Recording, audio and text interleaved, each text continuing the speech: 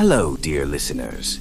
Welcome to a journey through the shadows, a voyage into the quiet, often unseen corners of our world where reality blends with something just beyond understanding. I'm glad you found your way here, to this intimate space where stories breathe and whispers have weight. Take a deep breath. Let the sound of rainfall wash over you, creating a sanctuary of calm even as we explore the edges of the unknown. These tales aren't about jump scares or grotesque horror. No, what I'll share with you tonight are the subtle hauntings, the kind that settle into your bones, that make the hair on the back of your neck rise almost imperceptibly. Close your eyes if you wish. Imagine yourself seated by a window, watching rain trace intricate patterns on the glass. Each droplet tells a story, each shadow holds a secret. The forest outside, whether real or metaphorical, is alive with narratives waiting to be understood. Tonight we'll walk together through landscapes where the ordinary becomes extraordinary, where the familiar transforms into something just slightly off. These are true stories, or at least as true as stories can be when filtered through human perception. Stories collected from whispered conversations, from letters discovered in forgotten attics, from those brave souls who dared to speak about experiences that defy rational explanation. I invite you to surrender to the journey. Let the rain be your companion. Let the stories be your guide. And if, in the quiet moments between tales, you feel a sudden chill or hear a sound just at the edge of perception, well, that's part of the experience. Are you ready? Let us begin. Story 1. James had always enjoyed his quiet evenings at home. It was a routine he clung to: dinner by 7, a cup of tea by 8, and his favorite podcast humming softly in the background. Tonight, rain pattered softly against the windows, a soothing counterpoint to the warmth of his living room. His phone, lying on the coffee table, buzzed with a notification. He glanced over, expecting the usual, a discount email or a news alert, but instead it was a voicemail from an unknown number. Curious but unconcerned, James picked up the phone and tapped play. A faint crackle preceded a soft, trembling voice. "James, don't go out tomorrow. Stay home. Please." The voice was eerily familiar, yet it sent a chill up his spine. He replayed it, frowning. The voice, hoarse and urgent, sounded like his own. Shaking his head, James set the phone down. It had to be some elaborate prank. Perhaps his friends were testing out one of those AI voice tools. Amused, he dismissed it as nonsense and leaned back into his sofa. The next morning, the voicemail lingered in James's mind as he went about his day. The rain had cleared, leaving the world bright and fresh, but he couldn't shake the uneasy feeling. His phone buzzed again around midday, another voicemail from the same number. "James, it's me again. You ignored the first warning. Please listen this time. Don't take the train tonight. Stay home. It's not safe." His breath hitched. The voice was unmistakable. It wasn't just similar, it was exactly his voice. There was a trembling quality to it, a fear he didn't recognize as his own.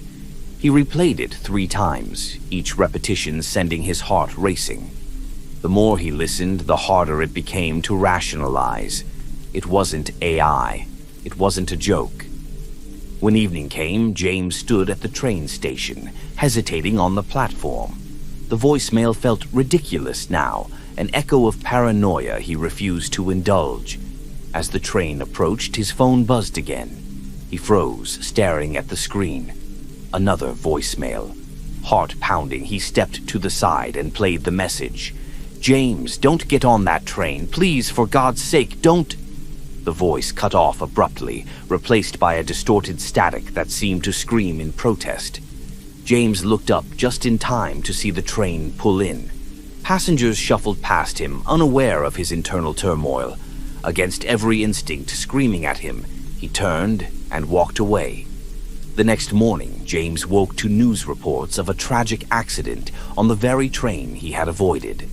A derailment caused by mechanical failure had resulted in multiple injuries and fatalities. James's stomach twisted as he read the details. He should have felt relieved, even grateful, but instead a deep unease settled over him. His phone buzzed again, another voicemail. He didn't want to listen. He didn't want to hear that voice again, but his fingers moved on their own, tapping play.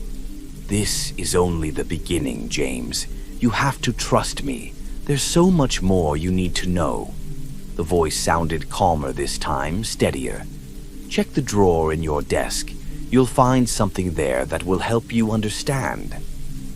James's hands trembled as he went to his desk, the old wooden one he rarely used. He pulled open the drawer and found an envelope labeled with his name. Inside was a photograph of a house he recognized. It was the house he'd grown up in, the one his family had left when he was 13. The image brought back memories he'd buried deep.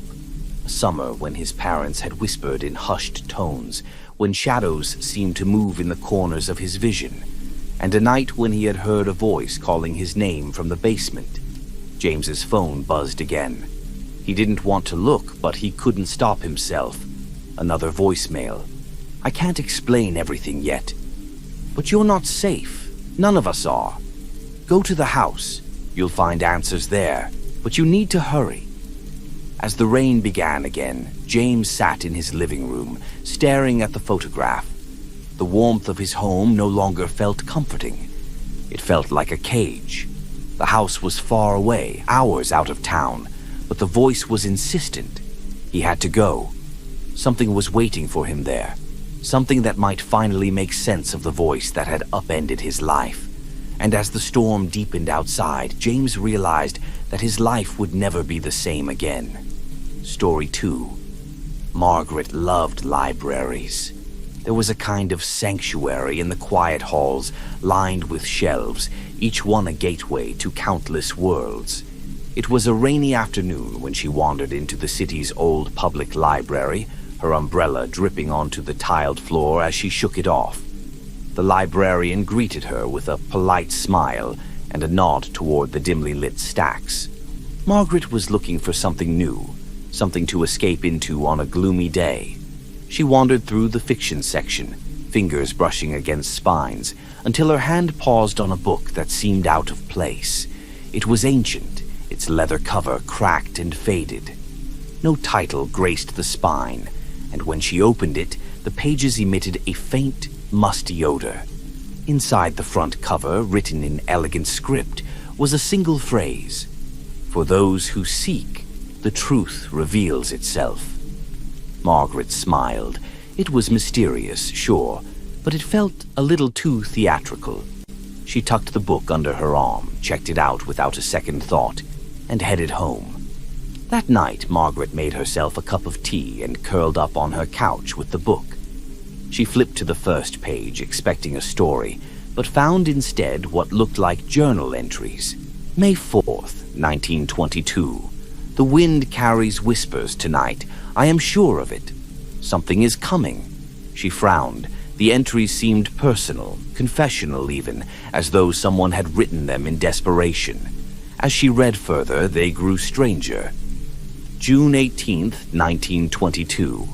"It followed me today, the shadow. It knows my name." Her skin prickled. The handwriting shifted from neat and controlled to frantic scrawls, the words almost tearing through the page. August 1st, 1922. "It's not just watching anymore. It speaks now. It told me the date of my death." Margaret closed the book, her heart pounding. She tried to laugh it off. Just an old piece of fiction meant to unsettle its readers. But when she glanced back at the page, something was different. The words had changed. Instead of the previous entry, the page now read, "Margaret, do you feel it too?" The room felt colder. She stared at the book, her breath catching in her throat. She slammed it shut and set it aside, her mind racing. But curiosity gnawed at her. After an hour of staring at the closed book, she opened it again. This time, the entries were back to normal, or at least what she assumed was normal. The next few pages described eerie dreams, strange figures in the night, and finally, an address. A library address. Her library. The next day, Margaret returned to the library. The book's address had led her to the archives, a section tucked away in the basement. Dust floated in the stale air, and the hum of fluorescent lights buzzed faintly overhead. She showed the book to the librarian, an elderly woman who frowned as she examined it. "This book shouldn't be here," the librarian murmured, her voice tight with unease. "It doesn't match any of our cataloging records." Together they went to the archives. The shelves were lined with ancient tomes, but none looked quite like the book Margaret held. They searched for hours until they found a locked cabinet at the far end of the room. The librarian hesitated.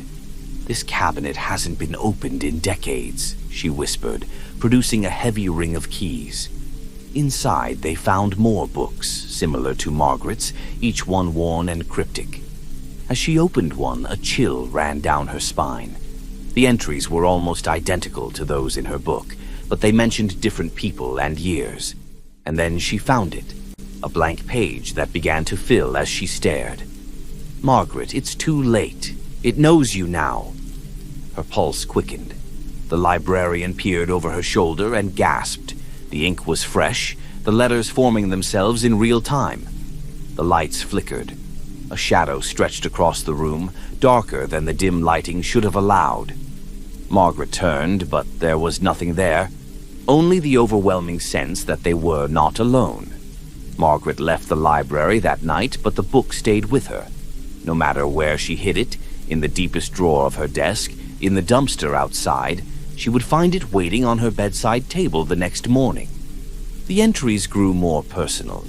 They mentioned dreams she hadn't shared with anyone, fears she hadn't spoken aloud. And always they ended with the same chilling phrase, "Margaret, the truth reveals itself." Weeks later, the librarian quit unexpectedly. The library closed for renovations, though Margaret doubted it would ever reopen. The book remained, and with each entry, Margaret felt herself slipping further into its web. One night she woke to find the book open on her chest, its pages glowing faintly in the moonlight. The latest entry simply read, "Tomorrow, you'll understand." And the rain outside began to fall harder, as though it too knew what was coming. Story 3. Elliot wasn't the type to strike up conversations with strangers. He preferred his solitude, spending his evenings at a quiet corner cafe, nursing a coffee while pretending to read the book he always brought but never quite opened. That evening, the rain was relentless, streaking the windows of the cafe and casting distorted reflections of the patrons inside. The warm glow of the cafe lights seemed a world apart from the cold, wet night outside. Elliot sat at his usual table, the furthest one from the counter, and sipped his coffee while pretending to read.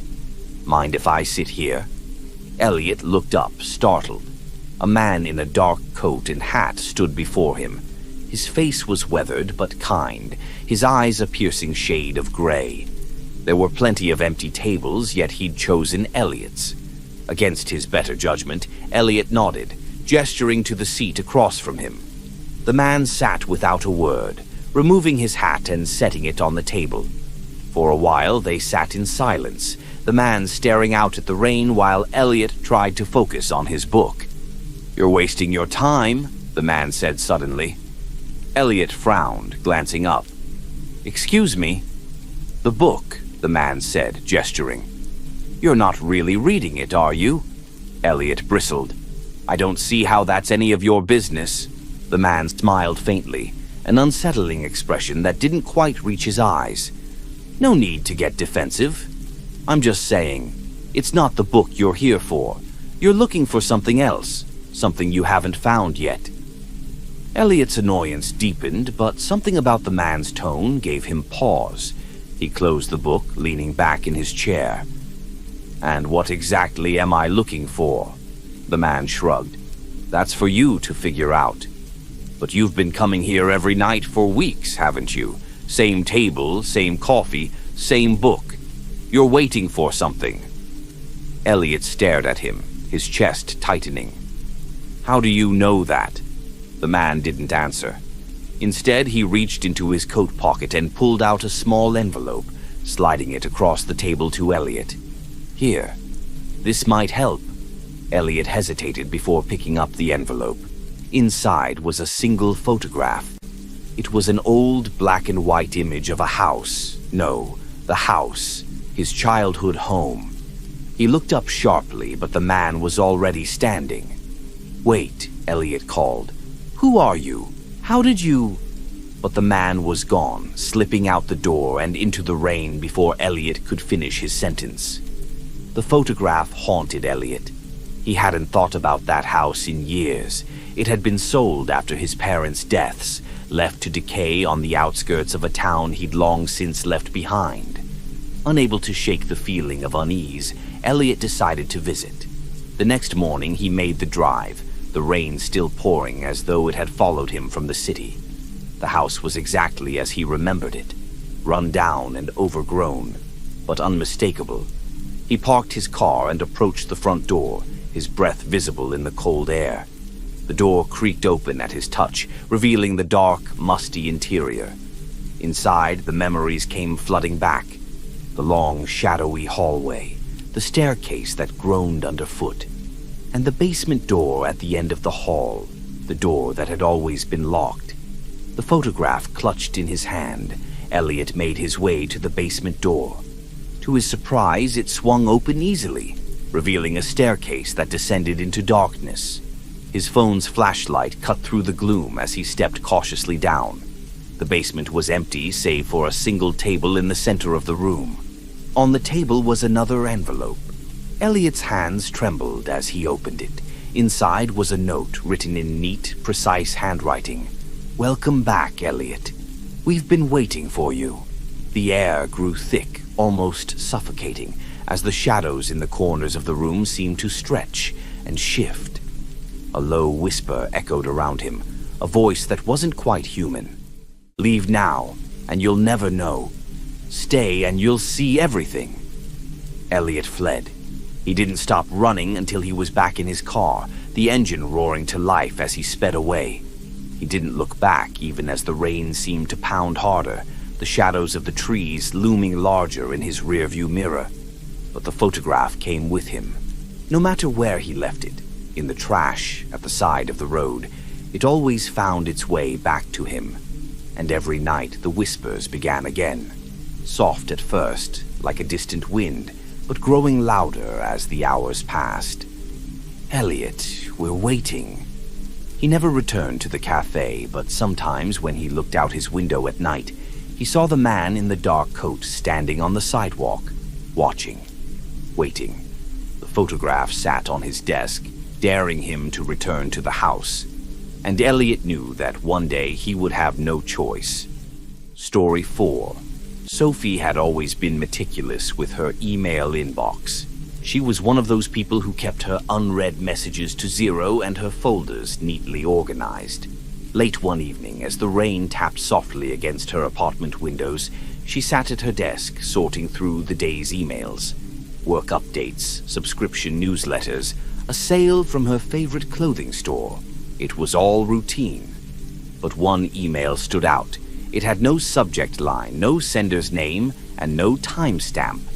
Sophie frowned, her mouse hovering over the strange message. Against her better judgment, she clicked it. The email contained a single sentence. "Tomorrow at 3:16 p.m., you'll receive an offer you can't refuse."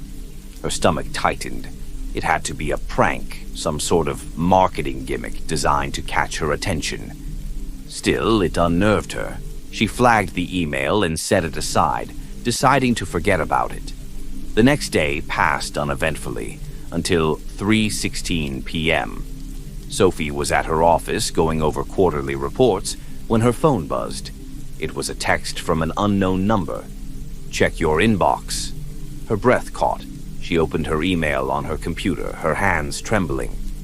Another email had arrived. Like the first, it had no subject or sender, but this time the message was longer. Your choice today will change everything. If you're ready to know the truth, reply with yes. If you're not, delete this email and move on. There are no second chances. She stared at the screen, her pulse racing. She wanted to ignore it, to delete it and move on with her life.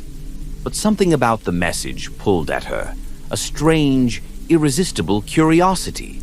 Finally, she typed yes and hit send.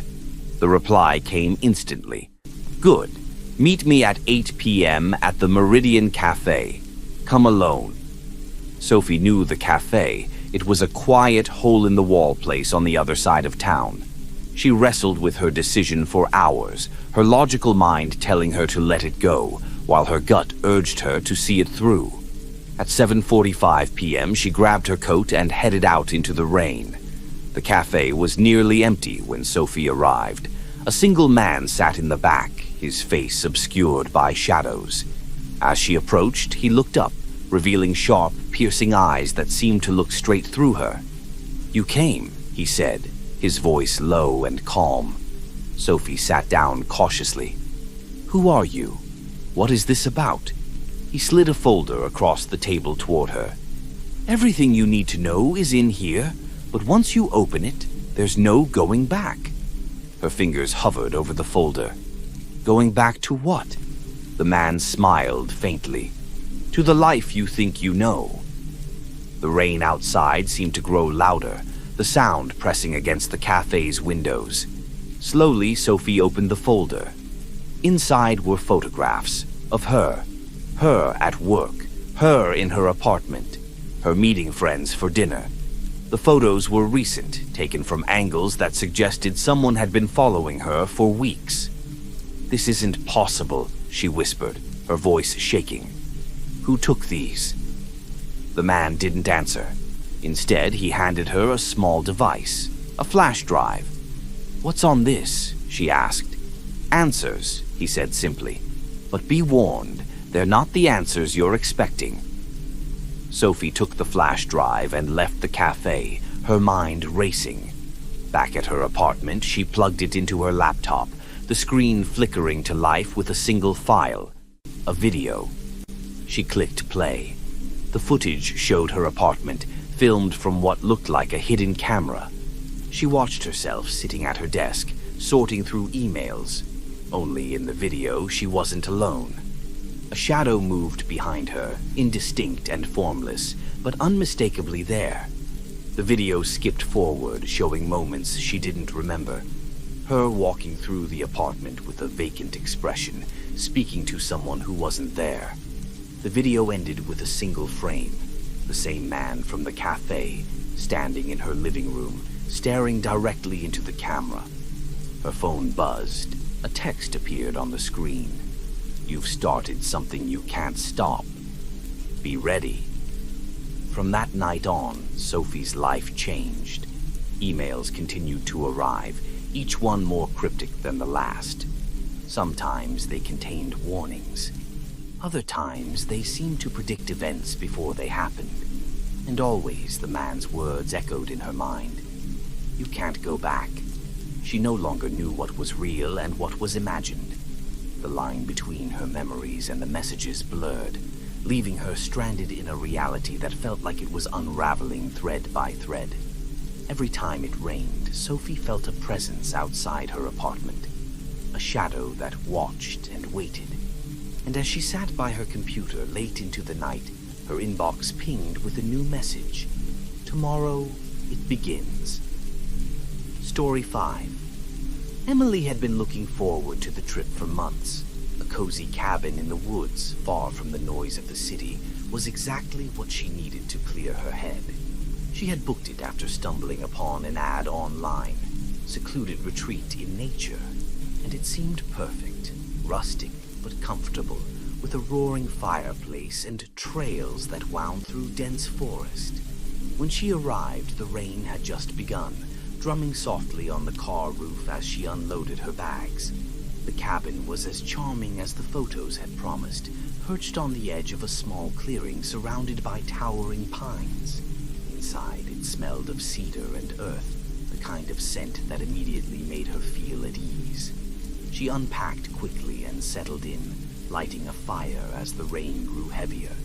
By nightfall, the storm was in full swing, the wind howling through the trees and rattling the cabin's old windows. As she curled up on the couch with a book, she thought she heard something faint. A voice, distant and indistinct, carried on the wind. She shook her head and laughed to herself. "Just the storm," she murmured, turning a page. The first night passed uneventfully, though Emily couldn't shake the feeling of being watched. She blamed it on the isolation and reminded herself that this was what she wanted: peace, quiet, and no distractions. By the second night, however, the voices grew harder to dismiss. She was reading by the fire when she heard it again. A faint murmur, as though someone were speaking just outside the cabin. She froze, listening intently. The rain pounded against the windows, drowning out the sound. But there was something else now. A rhythm, like footsteps crunching through the wet leaves. Emily's breath quickened. She moved to the window, peering out into the darkness, but saw nothing. The forest was a wall of black beyond the faint glow of the cabin's lights. Returning to the couch, she tried to convince herself it was an animal. A deer, maybe, or some other creature of the woods. She was alone. She had to be. But the voices didn't stop. That night, as she lay in bed, she heard them again. This time they were closer, clearer. Emily. Her eyes flew open. She sat up in bed, heart pounding.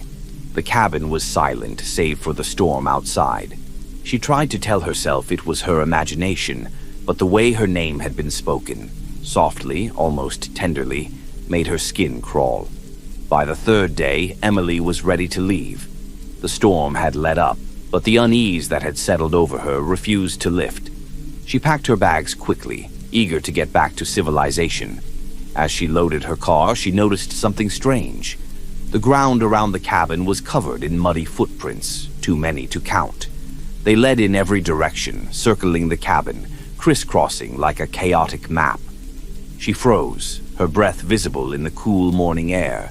The footprints were fresh. Her phone buzzed in her pocket. Pulling it out, she saw an unfamiliar number. Against her better judgment, she answered. "Hello?" The line crackled with static. Then a voice came through, a voice she recognized as her own. "Don't leave, Emily. It's safer here." She dropped the phone, her hands trembling. When she bent to pick it up, the call had disconnected.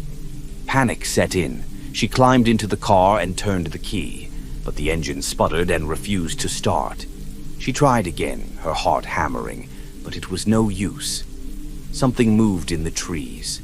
A shadow, too large to be an animal, slipped between the trunks. Then another. "Emily!" The voice came again, this time from all around her, echoing through the forest like a chant. She bolted for the cabin, slamming the door behind her and locking it. Her mind raced as she tried to think of what to do. The landline in the cabin was dead. Her phone had no service. And then she saw it. On the floor, in the mud she had tracked in earlier, were new footprints. They led from the door to the center of the room, where they stopped abruptly. Emily didn't sleep that night. She stayed by the fire, gripping the iron poker like a weapon, her eyes darting to every shadow. The voices grew louder, no longer whispers, but a cacophony of sound. They spoke her name over and over, in different tones and pitches. Some were soft, others sharp and mocking. By morning, the voices stopped. The silence was worse. Emily opened the door cautiously, expecting to see the footprints again, but the ground was untouched. The forest stood quiet, as though nothing had happened. She walked to her car, heart pounding, and tried the engine one last time. It roared to life. She left without looking back, the cabin growing smaller in her rearview mirror until it disappeared entirely. Back home, she tried to convince herself it had all been in her head. The isolation, the storm, her overactive imagination, it had to be. But sometimes, in the dead of night, when the rain taps against her windows, she hears it again. Emily. And she knows the cabin isn't done with her yet. Story 6. Lila had always been fascinated by old things. Antiques, thrift shops, estate sales. They all felt like treasure hunts to her. On a rainy Saturday afternoon, she found herself wandering into a dusty little shop she hadn't noticed before, tucked into a narrow alleyway in her neighborhood. The shop smelled faintly of lavender and mildew, the air thick with the weight of forgotten things. Lila's eyes roamed over the shelves of trinkets, old books, and faded photographs. Then, tucked in the corner, she saw it. An ornate mirror, tall and gilded, with delicate carvings of vines and flowers along its frame.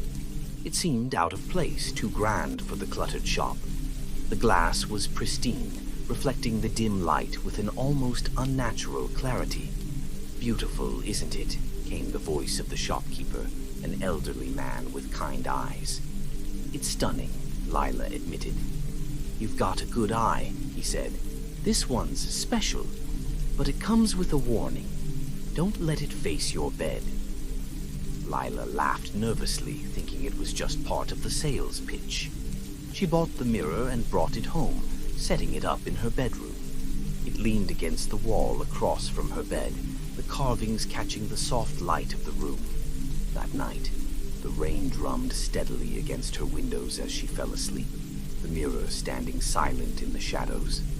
The first strange thing happened the following morning.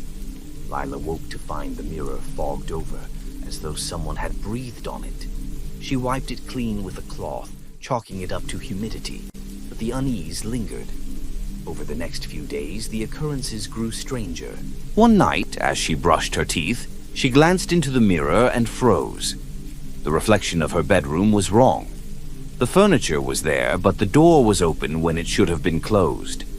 Lila turned to check the door. It was shut, just as she'd left it. When she looked back at the mirror, the door in the reflection was closed again. She convinced herself it was her imagination. But then came the whispers. Soft at first, like the murmur of a distant conversation, they grew louder each night. They seemed to come from the mirror, though the words were impossible to make out. By the fourth night, Lila couldn't ignore it anymore. She lay in bed, staring at the mirror, the whispers growing louder, almost urgent. The room was dark, save for the faint glow of her bedside lamp, but the mirror seemed to shimmer with its own light. "Who's there?" she whispered. The whispers stopped. For a moment, the room was silent. Then the mirror fogged over again, words appearing slowly as though written by an invisible hand. "Look closer." Against every instinct, Lila got out of bed and approached the mirror. The glass was cold under her fingertips as she leaned in, her breath fogging the surface. "Closer," the whisper urged, louder now, and unmistakably coming from the mirror itself. Her reflection stared back at her, wide-eyed and trembling. But as she leaned closer, the reflection didn't stop. It moved forward, pressing its hands against the inside of the glass. "Help me," the reflection mouthed, its lips moving silently. Lila stumbled back, her heart racing. The reflection didn't retreat. Instead, it began pounding on the glass, its face twisting in desperation. The whispers turned into a cacophony, voices overlapping and growing louder until they filled the room. The mirror began to shake, the carvings along its frame seeming to writhe like living vines. Lila screamed, grabbing the mirror and shoving it to the floor. The glass shattered, shards scattering across the room, and the whispers stopped. Lila sat on the floor, trembling, staring at the broken pieces of the mirror. Her reflection stared back at her from each shard, but it was just her, normal, terrified, and alone. She swept up the pieces and threw them away the next morning, determined to forget what had happened. She told herself it was stress or a dream or something she couldn't quite explain but didn't need to dwell on. But the feeling of being watched never left. A week later, as she prepared for bed, she noticed something strange. In the corner of her eye, the surface of her bedroom window seemed to shimmer. She turned to face it, her heart sinking as she saw it clearly. Her reflection was there, staring at her from the glass. Only it wasn't moving. It smiled, and then the whispers began again. Story 7. Ethan had been hiking since he was a teenager. The woods were his escape, a place to clear his mind and find a sense of peace. When he discovered a new trail in an online forum, tucked away in a state park he'd never explored, he decided to make the drive. The rain had been light all morning, creating a soft mist that hung in the air as Ethan parked his car near the trailhead. The entrance was marked by an old, weathered sign that simply read, "Whispering Pines, Trail Closed." Ethan frowned but shrugged it off. Trail closures often meant little more than overgrown paths or fallen trees. He was experienced enough to handle it. He strapped on his pack, adjusted his jacket, and stepped onto the path. The woods were silent save for the occasional drip of rainwater from the canopy above. The air smelled of damp earth, and the mist curled around the trees like a living thing. Ethan felt a thrill of anticipation as he ventured deeper, the trail narrowing and twisting unpredictably. The deeper he went, the stranger the forest became. The trees grew denser, their branches intertwining above him to create a near-total canopy. The light dimmed, and the air took on an unnatural stillness. Ethan checked his map frequently, but the trail seemed to diverge from what was marked. He should have turned back, but something about the forest pulled him forward, a compulsion he couldn't explain. After about an hour, he reached a clearing. In the center stood an old stone well, moss-covered and crumbling with age. It felt out of place, as though it belonged to another time. Curiosity got the better of him, and he approached. The air around the well was noticeably colder, and he felt a strange pressure in his ears, like the forest itself was holding its breath. When he peered into the well, he saw nothing but darkness. No water, no bottom, just an endless void that seemed to swallow the faint light. As he stood there, the wind shifted, carrying a sound that made him freeze. It was faint, almost imperceptible, but unmistakable. A voice calling his name. Ethan. Ethan spun around, but the clearing was empty. The voice came again, soft and melodic, as though carried on the wind. "Ethan, come closer." He felt a chill run down his spine. Every instinct screamed at him to leave, but his feet moved forward, inching toward the well. The voice grew clearer, more insistent. "Look deeper, Ethan. Don't be afraid." When he leaned over the edge again, the darkness seemed to shift, forming shapes, faces that twisted and disappeared before he could fully see them. His breath quickened as the voice continued, layering into whispers that overlapped and grew louder. And then, from the depths of the well, a hand shot out. It was pale and impossibly long, its fingers clawing at the stone as it tried to pull itself up. Ethan stumbled back, tripping over a root and landing hard on the ground. The hand retreated, but the whispers didn't stop. Instead, they grew louder, accompanied by rustling in the trees around the clearing. Shadows moved between the trunks, too fast and too large to be animals. Ethan scrambled to his feet and ran, the voices following him through the forest. The trail seemed to twist and change beneath his feet, leading him in circles as the shadows closed in. When he finally burst through the trees and into the parking lot, he collapsed against his car, gasping for breath. The forest behind him was still, as though nothing had happened. He didn't wait to catch his breath. He threw his pack into the car and sped away, glancing in the rearview mirror every few seconds. Back home, Ethan tried to tell himself it had been his imagination, an optical illusion, an auditory trick brought on by the isolation of the woods.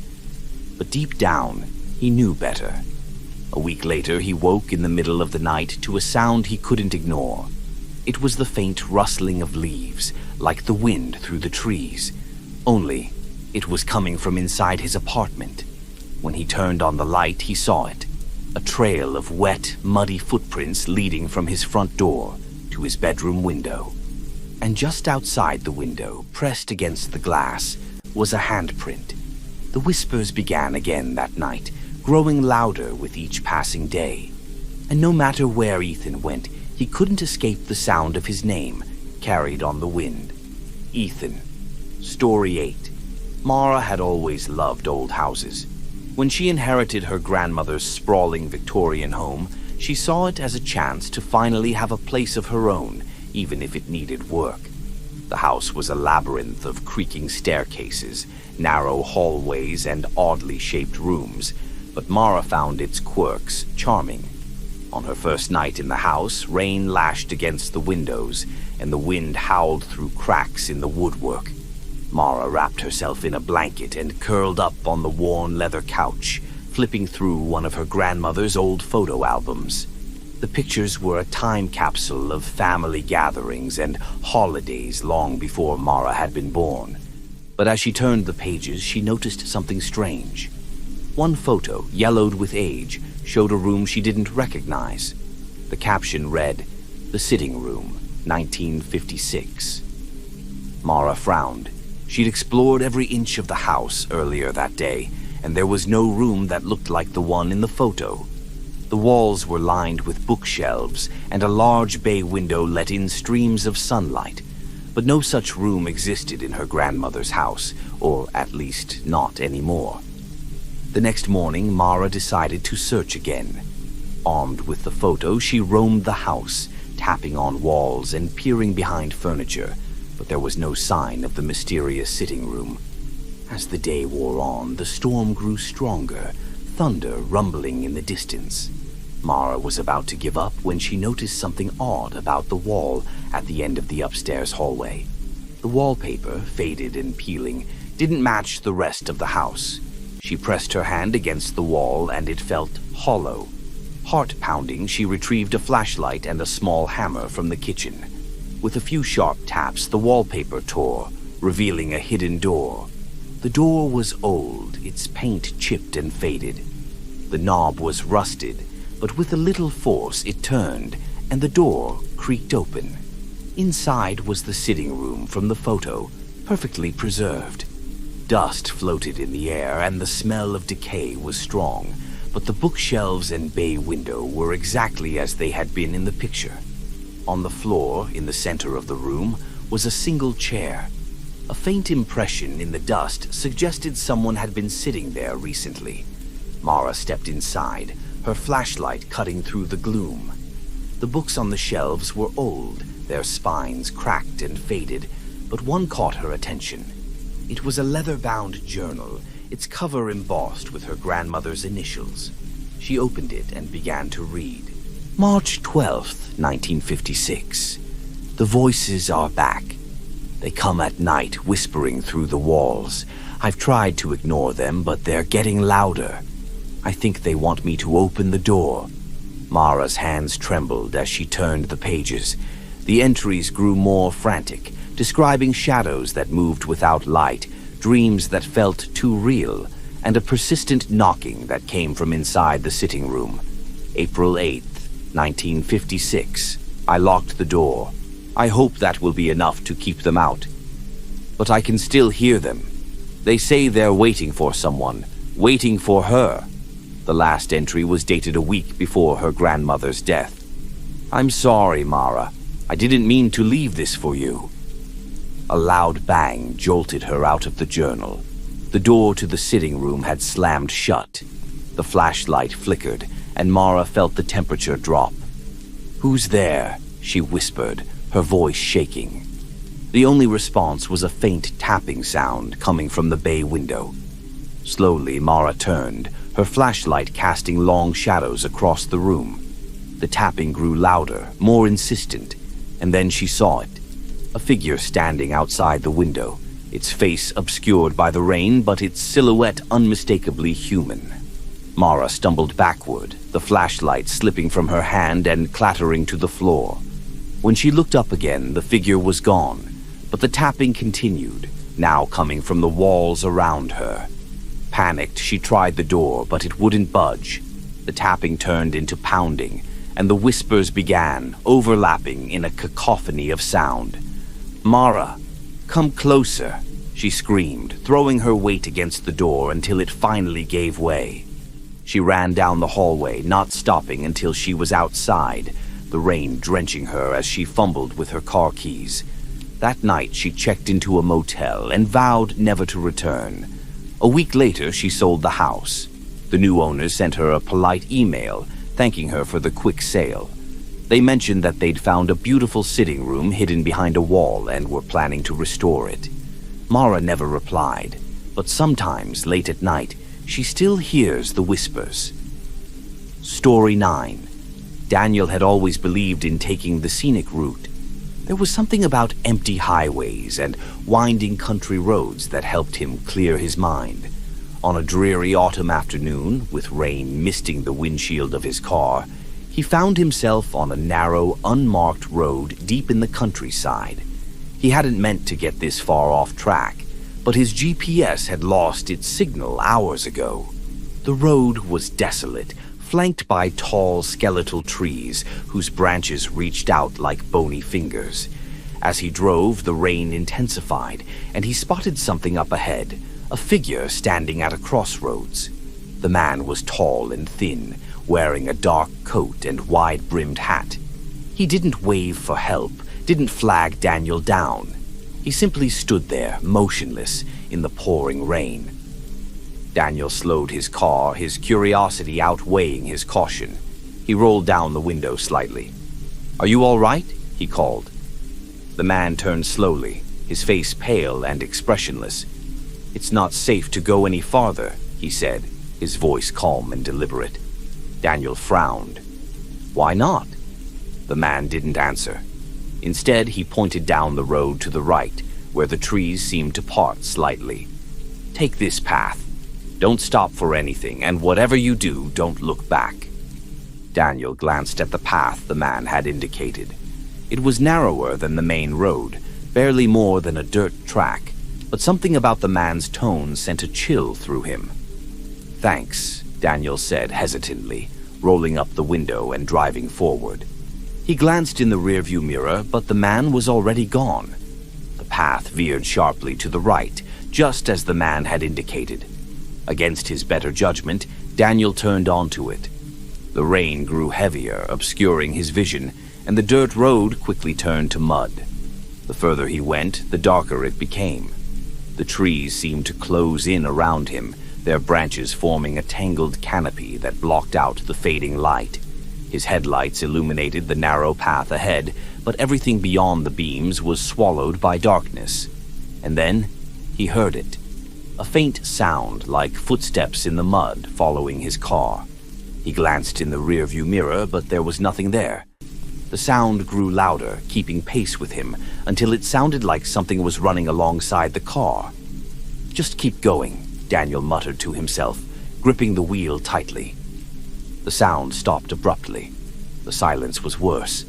As he rounded a bend in the road, Daniel saw something ahead, another figure, standing in the middle of the path. This one was different from the man at the crossroads. It was smaller, hunched over, its features obscured by the rain. He slowed to a crawl, the car's headlights illuminating the figure. It turned its head toward him, revealing hollow, empty eyes and a mouth that stretched impossibly wide into a silent scream. Daniel slammed on the gas, swerving to avoid it. The car skidded in the mud, the tires spinning before regaining traction. He sped forward, his heart racing, the rain pounding on the roof like a drum. And then he heard the knocking. It came from the back seat. Knock. Knock. "Don't stop. Don't look back," he whispered, repeating the man's warning like a mantra. The knocking grew louder, more insistent.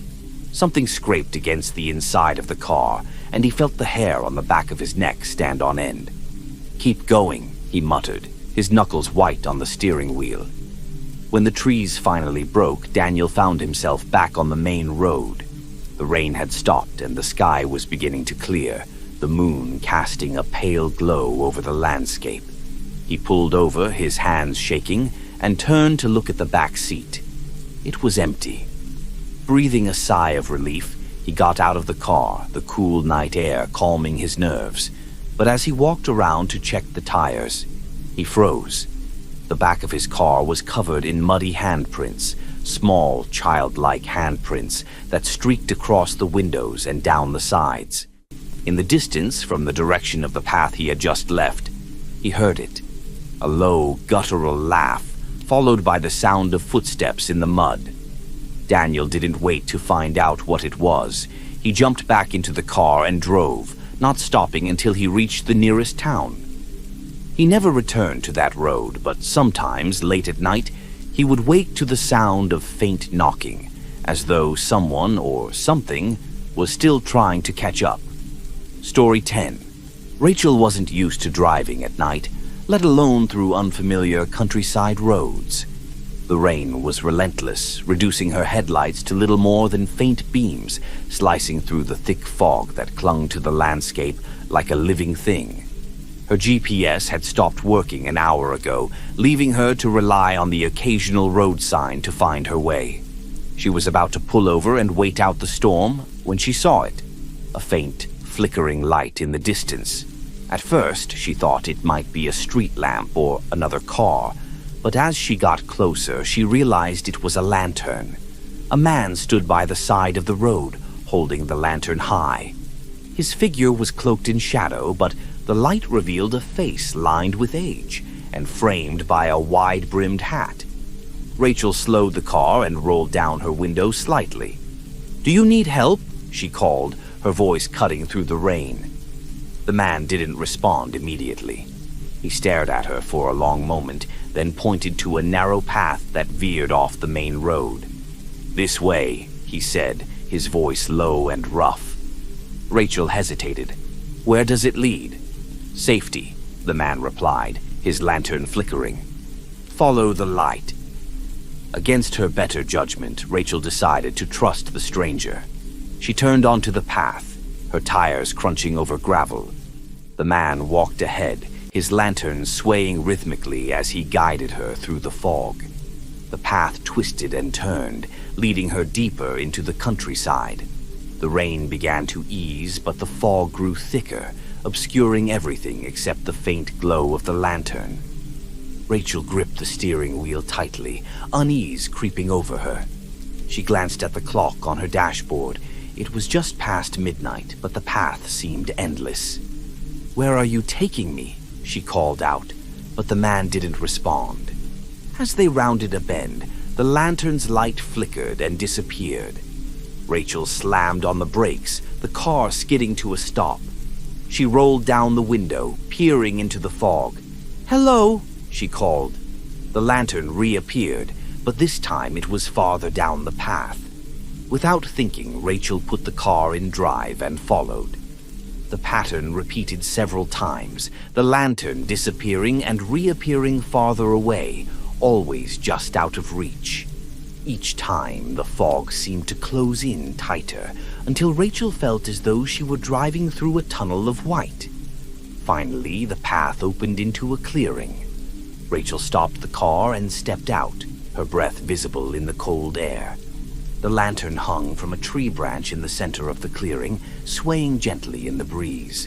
The man was nowhere to be seen. "Hello?" Rachel called again, her voice trembling. The only response was silence. She approached the lantern cautiously, her footsteps crunching on the gravel. As she reached out to touch it, a cold wind swept through the clearing, extinguishing the flame. The darkness was immediate and absolute. Rachel fumbled for her phone, turning on the flashlight. The beam of light illuminated the clearing, and the figures now standing at its edges. They were pale and motionless, their eyes glinting faintly in the dark. There were dozens of them surrounding her in a silent circle. Rachel backed toward her car, her hands trembling. One of the figures stepped forward, its movements jerky and unnatural. Its mouth opened, but no sound came out. Then, all at once, they began to move. Rachel dove into her car, slamming the door and locking it.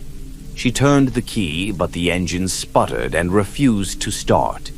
The figures drew closer, their faces now visible in the dim light of her flashlight. They were gaunt, their skins stretched tightly over skeletal frames, and their mouths hung open in silent screams. In a panic, Rachel grabbed her phone and dialed 911, but the call wouldn't connect. The figures were almost at the car now, their hands pressing against the windows, leaving streaks of condensation. Just as she thought they would break through, the lantern's light flickered back to life. The figures froze, their heads snapping toward the glow. One by one, they retreated into the fog, disappearing as quickly as they had appeared. Rachel didn't wait to question it. She turned the key again, and this time the engine roared to life. She sped down the path, not stopping until she reached the safety of a gas station miles away. When she told the attendant what had happened, he frowned. "There hasn't been a path out that way in years," he said. "It was closed off after the fire. Whole village burned down.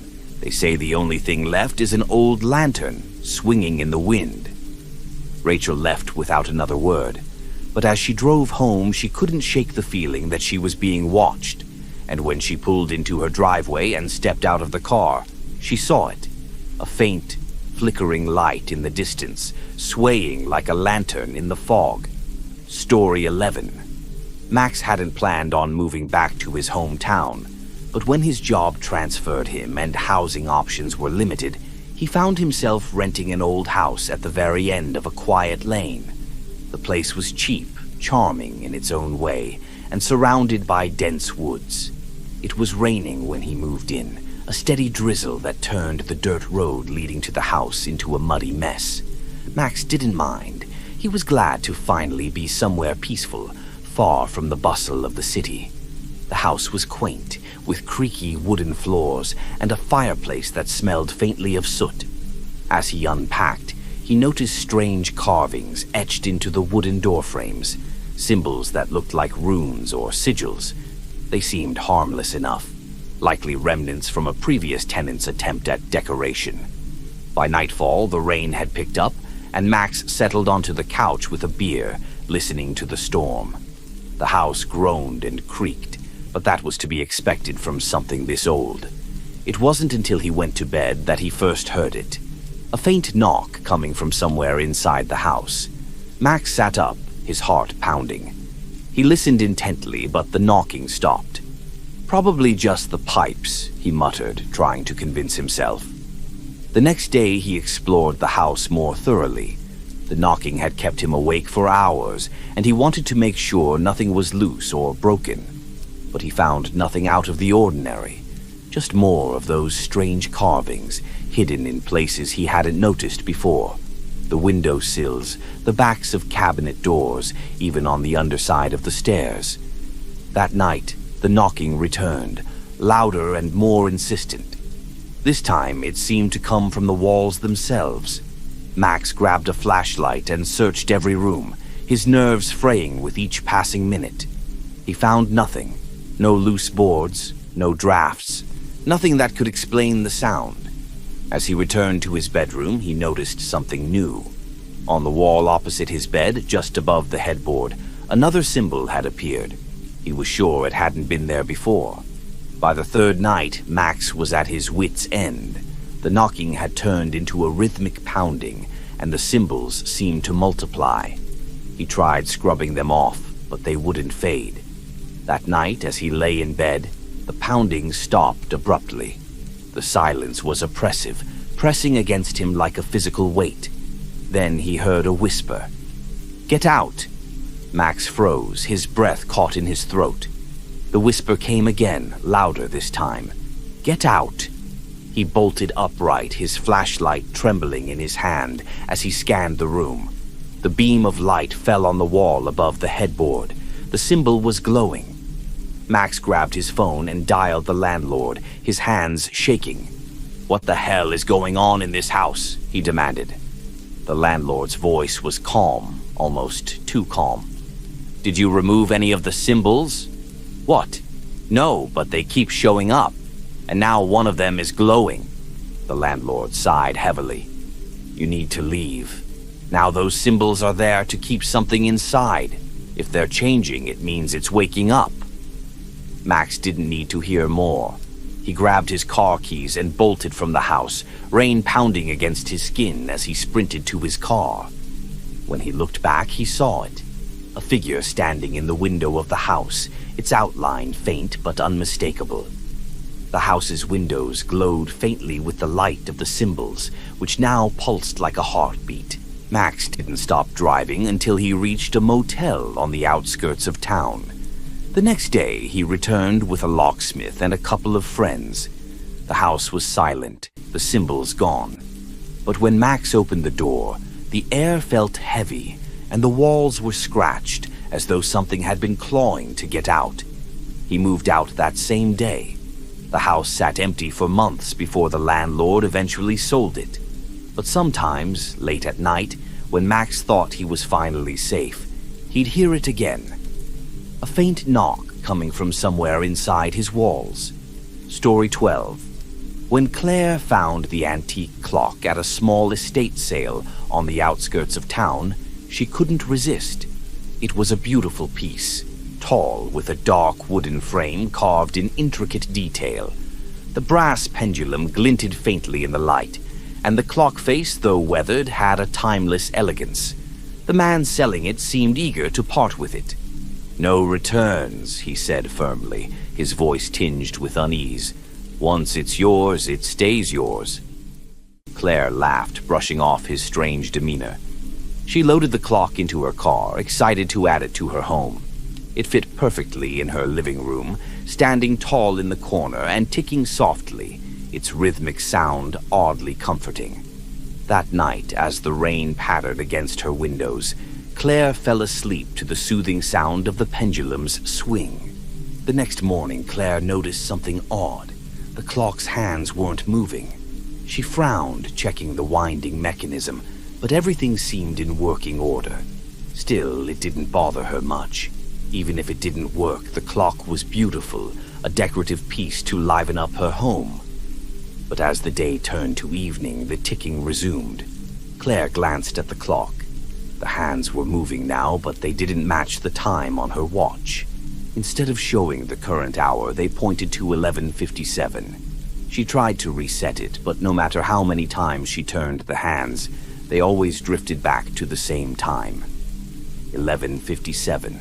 That night, as the rain grew heavier, Claire was jolted awake by a loud chime. She glanced at her phone. It was 11:57 p.m. The clock in the living room chimed again, louder this time. She got up, her heart racing, and went to check the clock. It loomed in the corner of the room, its pendulum swinging faster than it should. Claire reached out to open the glass casing, but the clock stopped abruptly. The pendulum froze mid-swing, and the ticking ceased. For a moment, the house was silent. Then she heard it, a faint whisper coming from inside the clock. Claire backed away, her pulse quickening. The whisper grew louder, overlapping voices that seemed to speak in a language she couldn't understand. Suddenly, the clock's hands spun wildly, faster and faster as the pendulum began to swing again. The air grew colder, and the room seemed to darken as shadows stretched across the walls. The whispering turned into a low, guttural growl. Then, from deep within the clock, something began to emerge. It started as a shadow, curling out like smoke, but quickly took shape, long skeletal hands gripping the edges of the clock's casing. The figure's face was obscured, but its eyes glowed faintly, filled with a malevolent light. "Time is up," it rasped. Claire screamed, stumbling backward. She grabbed the nearest object, a heavy book, and hurled it at the clock. The glass shattered, and the figure recoiled with a shriek, retreating back into the shadows. The clock stopped, its hands frozen at midnight. The next morning, Claire called a professional to remove the clock. The man who arrived was an older gentleman with a grim expression. "Where did you get this?" he asked, his voice heavy with concern. "An estate sale," Claire replied. "Why?" He sighed. "This isn't just any clock. It's an anchor, something used to trap things. You shouldn't have taken it." Claire watched as he loaded the clock into his truck, a sense of relief washing over her. That night, her home felt lighter, freer. But as she settled into bed, her phone buzzed with a notification. It was an alarm she hadn't set, scheduled for 11:57 p.m., and from the corner of her room, she thought she heard it, the faint ticking of a clock that wasn't there. Story 13.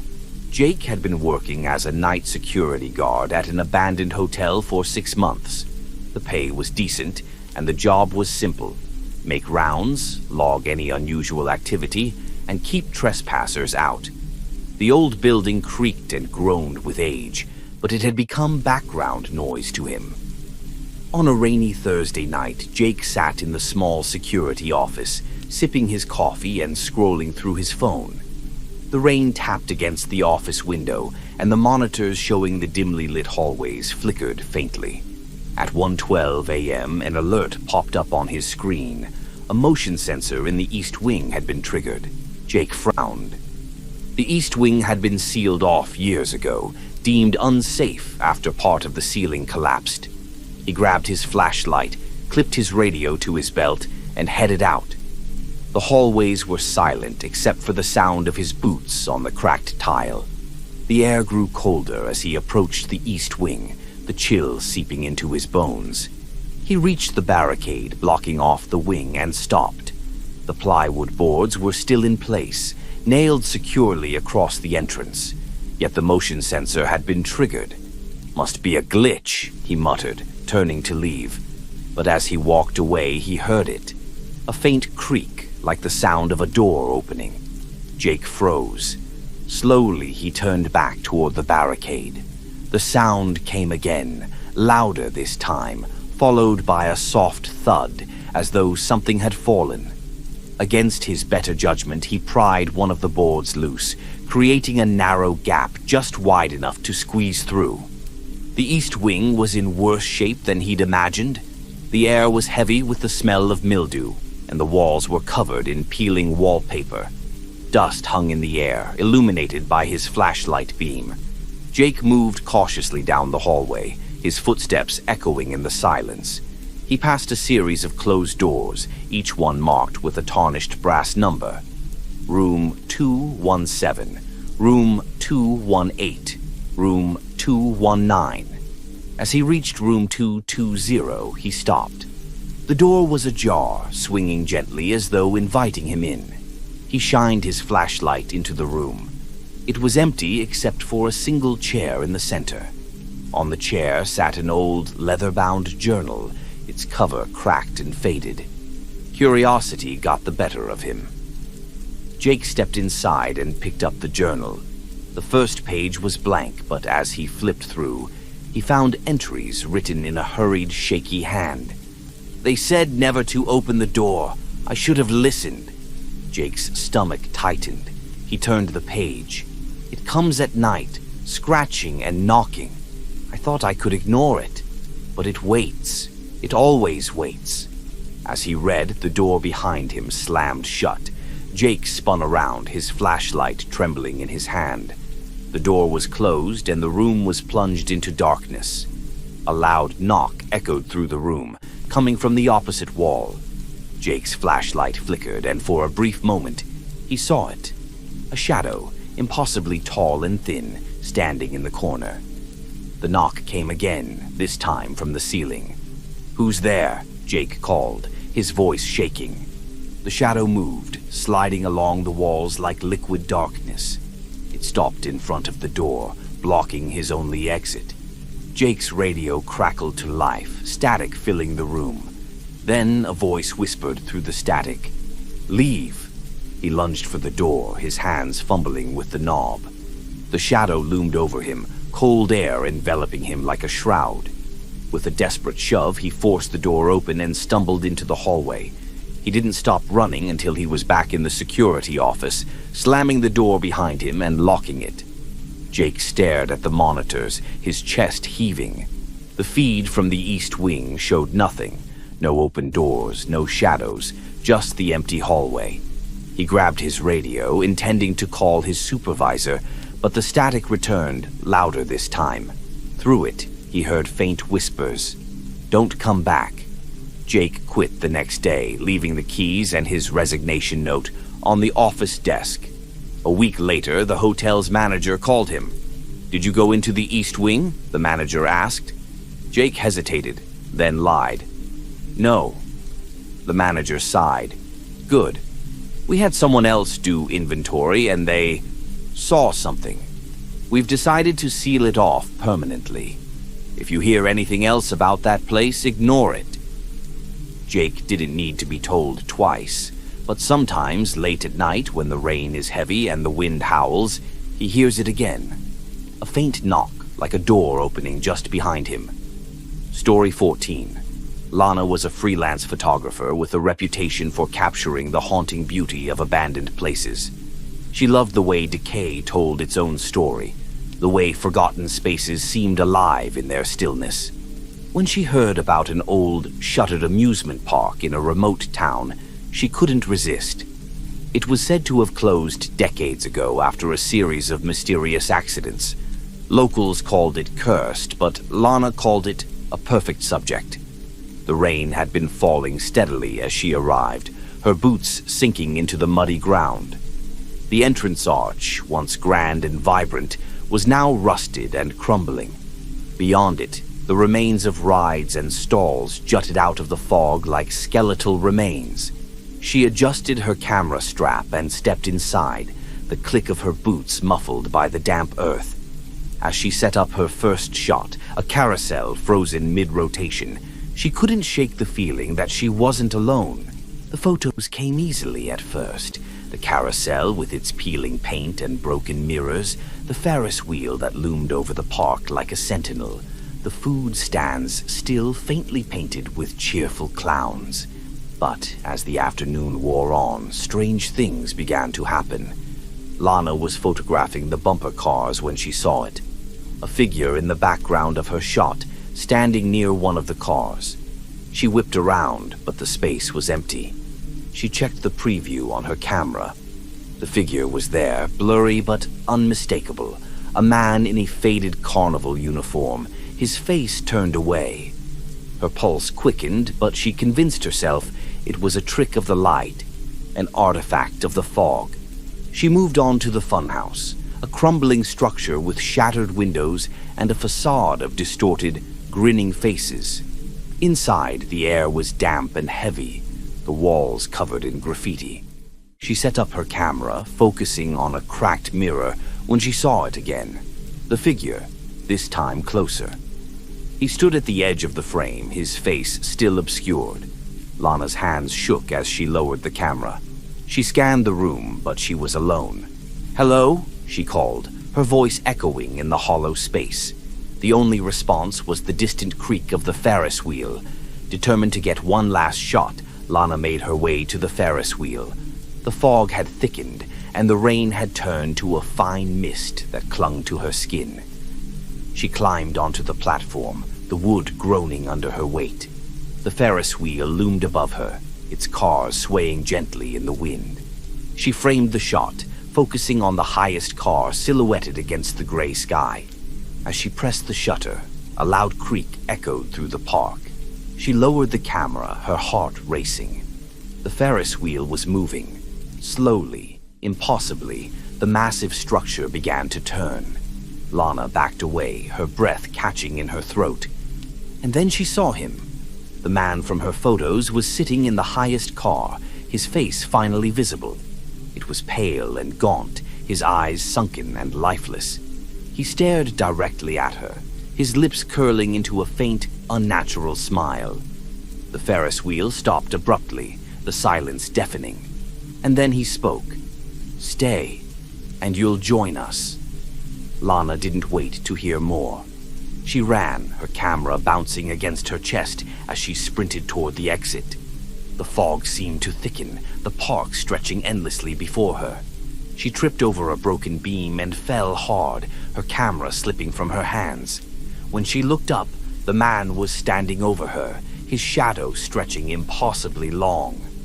"Take the shot," he whispered. Lana grabbed her camera and snapped a photo. The flash illuminated his face for a split second, revealing hollow eyes and a twisted grin. When the light faded, he was gone. She stumbled out of the park and didn't stop driving until she reached her apartment. But when she uploaded the photos, she froze. The man was in every shot. Sometimes distant, sometimes close, but always there. In the last photo, the one she'd taken when he stood over her, he was smiling, his hand reaching toward the lens. Lana deleted the photos and packed away her camera, vowing never to return to that park. But the next morning, her camera was on her desk, the photos restored. And in the final image, the man's hand had moved closer. Story 15. It was a rainy evening when Mark decided to take the long way home. The old highway was scenic, cutting through miles of misty woods, and he liked the quiet. But as the rain grew heavier, visibility dropped and he began to regret his decision. The road twisted sharply, leading him to an old iron bridge that spanned a narrow river. Mark slowed his car, the beams of his headlights cutting through the fog that had rolled in thick and fast. The bridge looked ancient, its rusted frame creaking under the weight of the storm. As he crossed, his radio, which had been playing soft jazz, fizzled into static. Mark fiddled with the dial, but the static remained. Then, through the crackling interference, a voice whispered, "Turn back." Mark froze, his eyes darting to the radio. The voice came again, low and urgent. "Turn back, before it's too late." Shaken, Mark continued across the bridge, his grip on the steering wheel tightening. When he reached the other side, he glanced in the rearview mirror and saw a figure standing in the middle of the bridge. The figure was small, almost childlike, and it held something in its hand, a lantern or a candle, the light flickering faintly in the rain. Mark hit the brakes, his heart pounding. When he looked again, the figure was gone. He debated turning back, but decided against it. Instead, he sped up, eager to put as much distance between himself and the bridge as possible. But the road ahead seemed unfamiliar. The trees grew denser, their branches arching over the road like a tunnel. The rain intensified, hammering against his windshield. And then he saw it, another bridge. It looked identical to the one he'd just crossed. Mark's stomach sank. He hadn't taken any turns, yet here it was. The same rusted iron frame, the same creaking beams. He crossed it again, his hands trembling on the wheel. This time, as he reached the other side, the figure was waiting for him at the edge of the road. It was a child, no older than 10, with wet hair plastered to her pale face. She stared at him, her eyes wide and unblinking. "You have to go back," she said, her voice barely audible over the rain. Mark rolled down the window slightly. "Go back where? What are you talking about?" The girl stepped closer, her bare feet splashing in the puddles. "It's the only way out," she whispered, "or it will take you." Mark's breath quickened. "What will take me?" Before the girl could answer, a deafening crack echoed through the air, followed by a loud splash. Mark turned toward the river, his heart pounding. Something massive was rising from the water. It was shapeless at first, a shadow writhing in the rain, but as it emerged, it took on a form, a grotesque, towering figure with glowing eyes and long, claw-like fingers that dripped with water. The girl screamed, "Go back!" before vanishing into the fog. Mark slammed on the gas, his car fishtailing on the slick road. The creature let out a low, guttural roar, its glowing eyes fixed on him as it began to move. The road twisted and turned, but no matter how fast Mark drove, the bridge appeared again and again, as though he were caught in a loop. The creature followed, its massive form growing closer with each pass. Mark's radio crackled to life again, the whispers overlapping in an unintelligible chorus. Finally, on his fourth crossing, Mark saw it. A faint light ahead, cutting through the fog. The light grew brighter as he approached, revealing a second figure, an older man holding a lantern. The man waved at Mark, signaling for him to stop. Mark slammed on the brakes, his car skidding to a halt.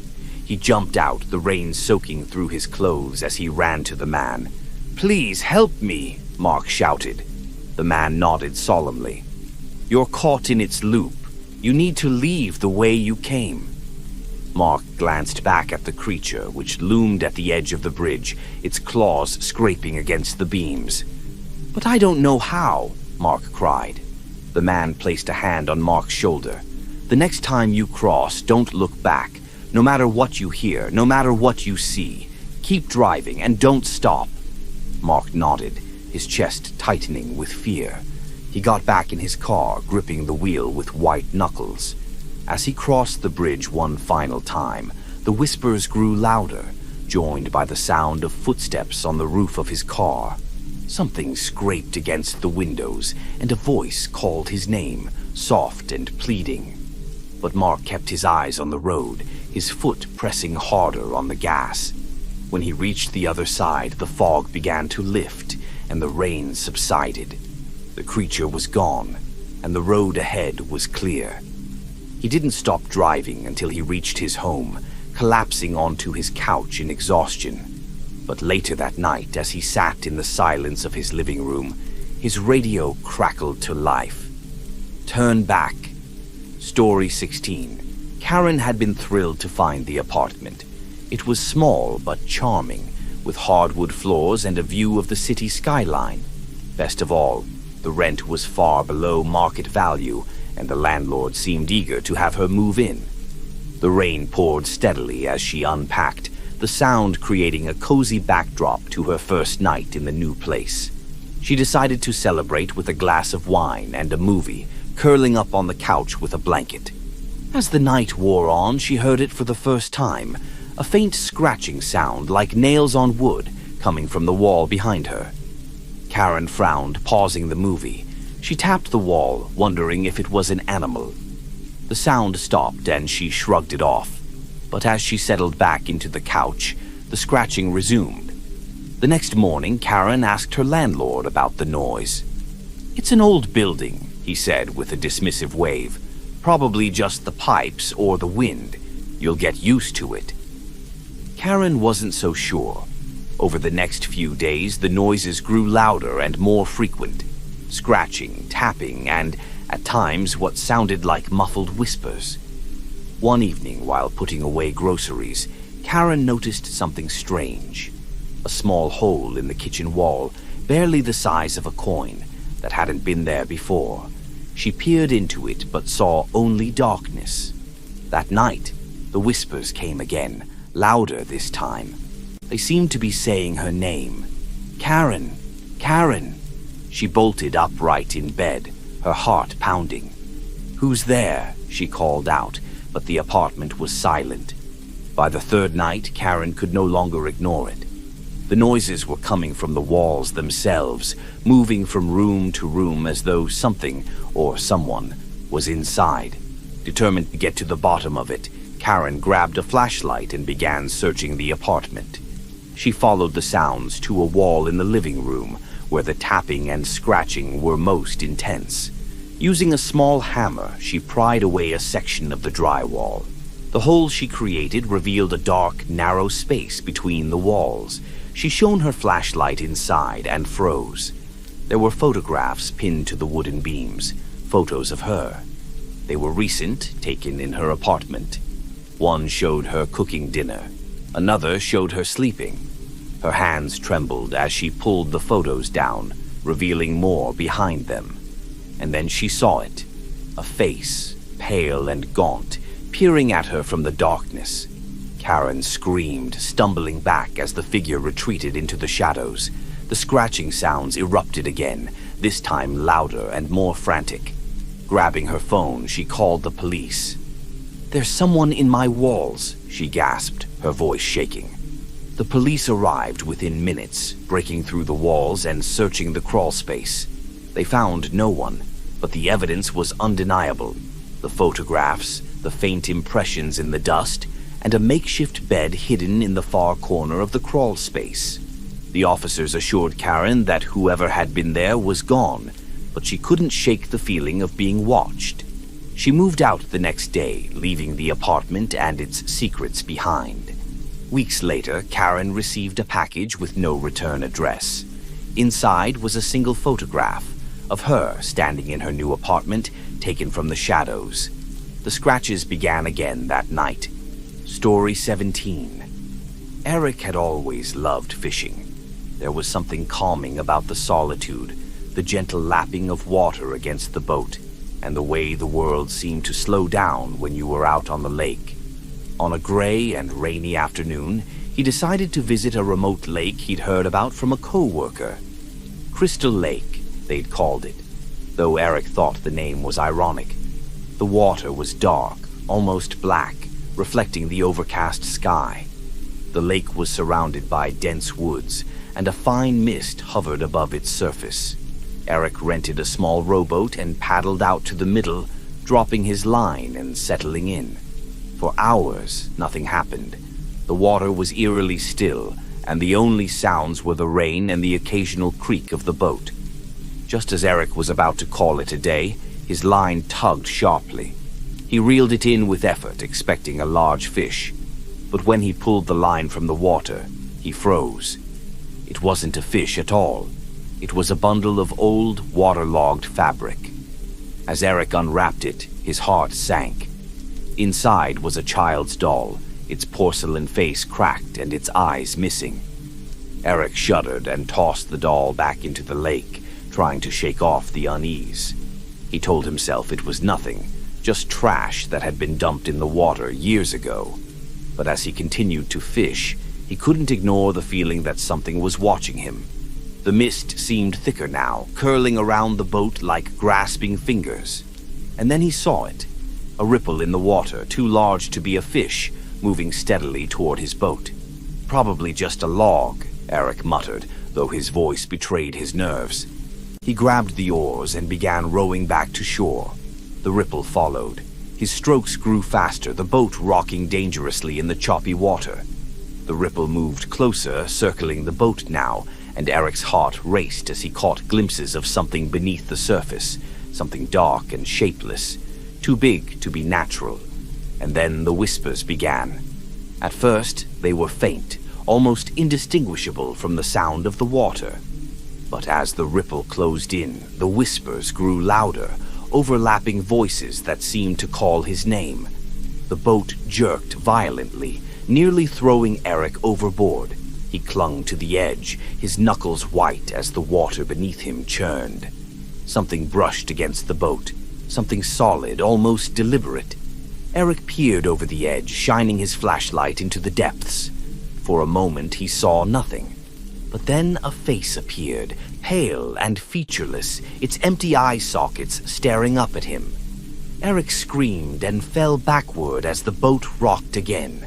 The whispers turned into a deafening roar, and the water seemed to rise around him, as though the lake itself were alive. In a last-ditch effort, Eric grabbed the oars and rowed furiously, his arms burning with the effort. The shore seemed impossibly far, the mist swallowing it whole, but he didn't stop.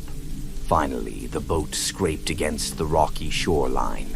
Eric stumbled out, collapsing onto the wet ground. When he looked back at the lake, it was calm again. The ripples were gone, the whispers silenced. But in the center of the lake, where the water had been disturbed, the mist parted just enough to reveal a single figure standing atop the water, staring at him. Eric didn't wait to see more. He grabbed his gear and ran back to his truck, speeding away from the lake without a backward glance. He told himself it was his imagination, that he'd been overtired or that the weather had played tricks on him. But no matter how hard he tried, he couldn't forget the whispers or the face beneath the water. Weeks later, Eric woke in the middle of the night to the sound of dripping water. He turned on the light and froze. At the foot of his bed was the same doll he'd found in the lake, its cracked face and empty eyes staring at him. And from somewhere in the darkness, he heard it. Come back. Story 18. Mia hadn't intended to take the back roads that night. She was heading home from a late shift, and the rain made the main highway too dangerous. The old farm road was her best option, though she'd heard strange stories about it. The road cut through miles of empty fields, stretching endlessly under the dark, stormy sky. Her car's headlights reflected off the rain, creating an almost hypnotic pattern. She turned up the radio, trying to shake off the unease that had settled over her. As she rounded a bend, she noticed them for the first time. Lights in the field. At first, she thought they were distant houses or perhaps farm equipment, but as she got closer, she realized they weren't stationary. The lights hovered just above the ground, moving in erratic patterns. She slowed the car, her curiosity piqued. Rolling down her window slightly, she leaned out to get a better look. The lights flickered and pulsed, their glow casting strange shadows over the rain-soaked field. And then, one by one, they began drifting toward the road. Mia's heart raced as the lights moved closer, their patterns growing faster and more chaotic. She could hear a faint hum now, almost like static, that seemed to grow louder with each passing second. Her car radio crackled, the music cutting out and replaced by an overlapping series of whispers. "Turn off the lights," the whispers said. "They see you." Mia's hands trembled as she flicked off her headlights. The road plunged into darkness, illuminated only by the strange glowing orbs in the field. For a moment, everything was still. The lights hovered just beyond the edge of the road, their glow dimming slightly. Mia held her breath, gripping the steering wheel tightly. And then the lights moved again, faster this time, swarming toward her car. Panic surged through her as she turned the key, the engine roaring to life. She slammed on the gas, the car skidding on the wet pavement as she sped down the road. But the lights followed. They surrounded her car, their glow filling the interior with an unnatural brightness. The hum grew deafening, the whispers overlapping into a cacophony of sound. Mia pressed harder on the gas, her eyes darting between the road and the lights. Her rear-view mirror reflected a sea of glowing orbs, each one pulsating like a heartbeat. Suddenly, the car jerked violently, as though something had struck it from beneath. Mia screamed, struggling to keep control of the wheel. The lights were everywhere now, circling her, their hum vibrating through her bones. And then, just as suddenly as it began, the lights vanished. The road was dark again, the rain the only sound. Mia slowed the car, her breath coming in shallow gasps. She glanced in the rearview mirror. The lights were gone. Relief flooded through her as she pulled over to the side of the road, her hands shaking. She reached for her phone to call someone, anyone, but as she unlocked the screen, her blood ran cold. The background image had changed. It was now a photo of her car taken from above, with the lights hovering all around it. Mia drove the rest of the way home in silence, refusing to look in the mirrors or out the windows. When she got inside, she locked every door and drew every curtain, her heart still racing. But as she sat on the edge of her bed, trying to calm herself, she noticed something on her ceiling. A faint, glowing orb hovered just above her, pulsing softly. The whispers returned, faint but unmistakable. "They see you now." Story 19. The rain had been relentless all day, soaking the streets and making everything feel colder than it was. Liam was on his way home from work, his umbrella doing little to protect him from the downpour. The streets were eerily quiet, most people choosing to stay inside rather than brave the weather. As he turned onto his street, he saw a figure standing at the far corner under a dim street light. The person wore a long yellow raincoat, the hood pulled low over their face. They didn't move, didn't seem to notice Liam, just stood perfectly still in the rain. Liam felt a pang of unease, but shook it off. It was just someone waiting for a ride or taking shelter, he told himself. When he reached his front door, he glanced back. The figure was gone. That night, Liam couldn't shake the image of the stranger. Something about the stillness of their posture and the way they seemed to vanish so quickly bothered him. As he prepared for bed, he heard a faint tapping sound. He paused, listening carefully. The sound came again, soft but deliberate, like someone tapping on glass. Liam checked the windows, but they were locked, and no one was outside. He dismissed it as the wind or the rain and went to sleep. The next morning, As he left for work, he saw something that stopped him in his tracks. On the sidewalk in front of his house, written in the wet pavement with what looked like muddy footprints, were the words, "Don't look back." Liam tried to ignore it, chalking it up to a prank by neighborhood kids. But that night, the tapping returned, louder this time. He went to the living room, his heart pounding, and looked out the window. The figure in the yellow raincoat stood at the edge of his yard, their head tilted slightly as though watching him. "Who are you?" Liam called, his voice trembling. The figure didn't respond. Instead, they raised a hand and pointed toward the front door. Liam stepped back, his mind racing.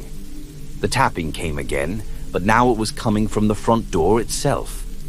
Summoning his courage, he approached the door and peered through the peephole. No one was there. When he opened the door, the street was empty, the rain still falling steadily.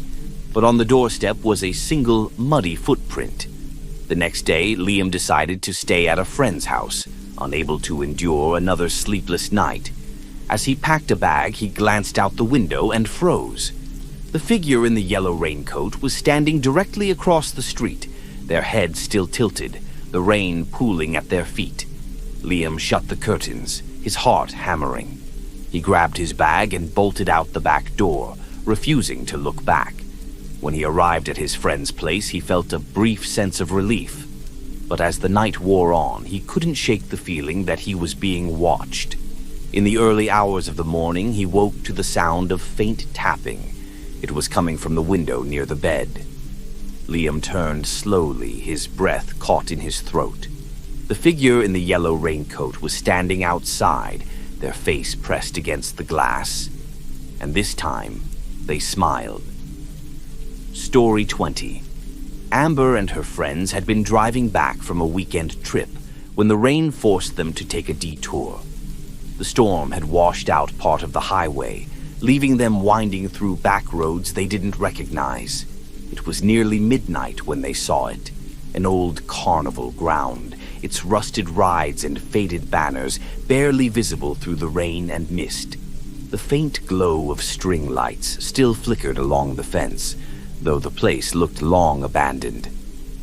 "Let's check it out," her friend Jake suggested, grinning. "Are you serious?" Amber replied, her unease growing. "That place looks like it's been empty for decades." "Come on," Jake said. "We've been stuck in this car for hours. Let's stretch our legs." Against her better judgment, Amber agreed. The group climbed through a gap in the broken fence, their laughter quickly swallowed by the oppressive silence of the carnival grounds. The air felt heavy, as though the storm clouds had pressed down on the earth. The rides were covered in rust and vines, their once bright colors faded to muted grays and browns. Amber felt her stomach twist as they passed a carousel, its chipped horses frozen mid-gallop. The faint sound of music drifted through the air, but it was distorted, like an old record playing too slowly. "Where's that music coming from?" asked Liz, the quietest of their group. Jake shrugged. "Probably some old speaker system that's still running." "Cool, huh?" Amber wasn't so sure. The music seemed to come from everywhere and nowhere at once, rising and falling in a haunting melody. As they ventured deeper into the carnival, they came across a row of game stalls. The prizes, once plush toys and colorful trinkets, were now discolored and falling apart. Then they saw it, a fortune-teller's booth. The painted sign above it read, "Madame Violeta knows all," though the paint had peeled away in places, leaving the words incomplete. "Let's see if she knows where we are," Jake joked, stepping inside. Amber hesitated but followed, the others close behind. Inside, the booth was dimly lit, and a small crystal ball sat on the table. Dust covered every surface, and the air smelled of mildew. Jake leaned over the table, pretending to peer into the ball.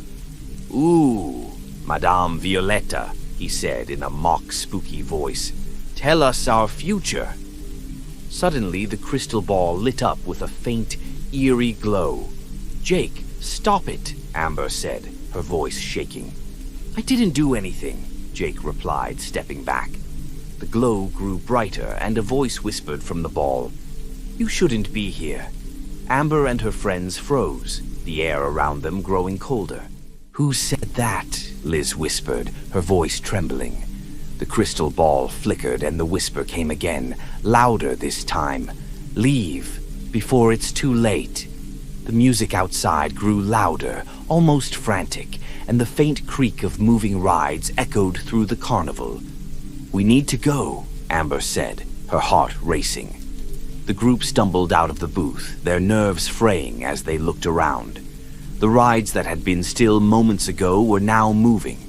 The Ferris wheel creaked as it turned, the carousel spun slowly, and the bumper cars bumped against one another as if controlled by unseen hands. Amber's breath caught as she saw shadows moving among the rides. At first, she thought they were other people, but as the shadows came closer, she realized they weren't human. Tall, distorted figures with elongated limbs and hollow eyes emerged from the darkness, their movements jerky and unnatural. "Run!" Jake shouted, grabbing Liz's arm. The group sprinted toward the fence, the shadows closing in. The music was deafening now, a chaotic cacophony that drowned out their screams. Amber reached the car first, fumbling with the keys as the others piled in behind her. She started the engine and slammed on the gas, the car skidding on the wet road as they sped away. In the rearview mirror, she saw the carnival lights flicker and die, leaving only darkness behind. Nobody spoke for the rest of the drive. When Amber finally dropped everyone off and made it home, she thought she could finally relax. But as she stepped out of the shower that night, she noticed something strange in the fogged-up mirror. A message scrawled in what looked like a child's handwriting. "See you next time. Story 21. Paul loved vintage gadgets, and his latest find was a gem. An old transistor radio he'd picked up at an estate sale. The seller had been eager to part with it, almost too eager, but Paul chalked it up to someone clearing out a relative's belongings. The radio was dusty but intact, its dials worn smooth from years of use. That night, as rain poured outside, Paul cleaned it up and plugged it in. It took a moment to warm up, but soon the static crackled to life. Turning the dial slowly, Paul found an oldies station. He smiled as the familiar crackle of a classic song filled the room. But as the night wore on, the music cut out, replaced by static. Paul twisted the dial, trying to find another station. Instead, a voice came through, faint but unmistakable. "Paul." Paul froze, his hand hovering over the dial. He leaned closer. "Paul," the voice repeated, clearer this time. He switched off the radio, his heart pounding. The next day, Paul convinced himself it had been a coincidence. A stray broadcast, he reasoned. Radios could pick up all kinds of strange signals. That evening, he turned the radio on again, hoping to hear more music. At first, everything was normal. The static gave way to a soft, melodic tune, and Paul settled into his chair with a book. But as the rain intensified outside, the music faded. The static returned, louder this time, and the voice cut through once more.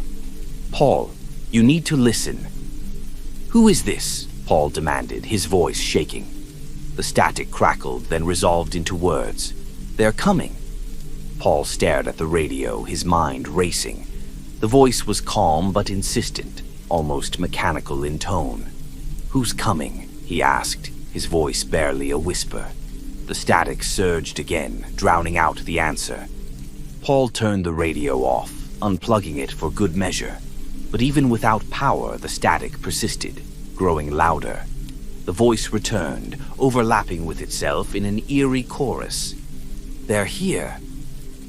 Suddenly, the lights in his house flickered and went out, plunging him into darkness. The radio glowed faintly, its dials turning on their own. Paul grabbed a flashlight and shone it around the room, his breath coming in short gasps. The shadows in the corners seemed to shift, growing taller and denser. A low hum filled the air, vibrating through the walls. "Paul," the voice whispered again, now coming from every direction. They're inside. The shadows coalesced into figures, tall and featureless, their outlines shimmering like heat waves. Paul backed away, his hands trembling. The radio spoke one last time. "Run." Paul bolted out of the house, the rain soaking him as he sprinted to his car. He drove aimlessly, his mind racing, the static still echoing in his ears. When he finally stopped at a gas station miles away, he realized the radio was in the passenger seat, though he didn't remember bringing it. It was silent now, the dials still. But when he reached out to touch it, the static returned, followed by a single sentence. "They'll follow you." Paul left the radio at the gas station, abandoning it on a shelf. But later that night, as he tried to sleep, he heard it again. Faint static coming from the corner of his room. And through it, the voice whispered, "You can't run forever." Story 22. Cassandra had inherited her aunt's sprawling Victorian house after her passing. It was the kind of place that oozed history, creaking floorboards, high ceilings, and a maze of narrow hallways. On her first night there, rain lashed against the windows, and the howling wind seemed to echo through the house. She was exploring the second floor when she found it, a door she hadn't noticed before. It was small and unassuming, tucked into the far corner of the hallway. The paint was faded, and the brass knob was tarnished, as though it hadn't been touched in years. Cassandra hesitated before turning the knob. The door creaked open, revealing a narrow staircase spiraling downward into darkness. Her aunt had never mentioned a basement. Curiosity got the better of her.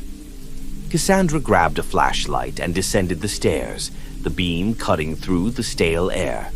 The steps groaned under her weight, and the damp scent of earth grew stronger as she went deeper. At the bottom, she found herself in a small, circular room.